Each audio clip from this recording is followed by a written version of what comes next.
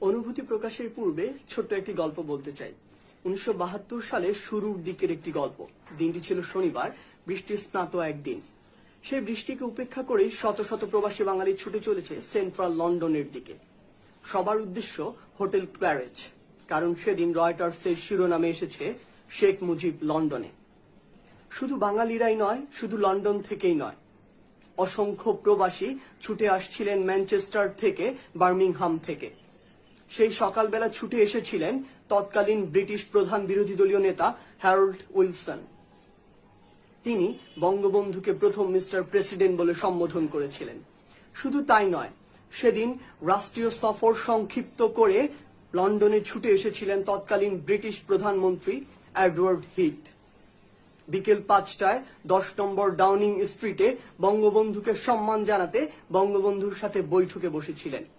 বৈঠক শেষে যখন বঙ্গবন্ধু তার গাড়িতে উঠবেন, তখন ব্রিটিশ প্রধানমন্ত্রী নিজে সেই গাড়ির দরজা খুলে দাঁড়িয়েছিলেন। যতক্ষণ না বঙ্গবন্ধু গাড়িতে উঠছিলেন ততক্ষণ পর্যন্ত। এই ঘটনার পর পুরো পৃথিবীতে শোরগোল পড়ে গিয়েছিল। পুরো পৃথিবীর মিডিয়া এক হয়ে যখন এডওয়ার্ড হিথকে জিজ্ঞাসা করেছিলেন তিনি সকল প্রথা রীতিনীতি ভেঙে এ কাজ কেন করলেন, তিনি উত্তরে বলেছিলেন, আমি জানি আমি কাকে সম্মান জানিয়েছি, আমি জানি কাকে কতটুকু সম্মান জানাতে হয়। তিনি কোনো সাধারণ মানুষ নন, তিনি একটি জাতিকে মুক্তিদাতা, এক মহান বীর। তাকে সম্মান জানাতে পেরে বরং আমরাই সম্মানিত।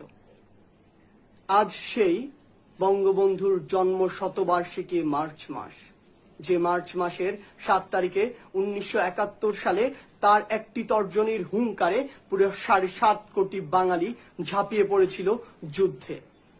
যুদ্ধ শেষে ছিনিয়ে এনেছিল স্বাধীন দেশের স্বাধীন পতাকা। অনেকে বঙ্গবন্ধুর সেই ভাষণকে আব্রাহাম লিঙ্কনের গেটিসবার্গের ভাষণের সাথে তুলনা করে থাকেন, কিন্তু আমি কখনো সেই তুলনা করিনি। কারণ যে ভাষণ স্বাধীনতার 50 বছর পরেও যে ভাষণের প্রতিটি শব্দ আমাকে শিহরিত করে তোলে, সে ভাষণ পৃথিবীর অন্য কোনো ভাষণের সাথে তুলনাযোগ্য হতে পারে না। তাই তো আহমদ ছফা যথার্থই বলেছিলেন। তিনি বলেছিলেন, বাঙালি জাতির শ্রেষ্ঠ কাব্য বলাকা সোনার তরী কিংবা গীতাঞ্জলি নয়, বাঙালি জাতির শ্রেষ্ঠ কাব্য আর দাবায় রাখতে পারবা না।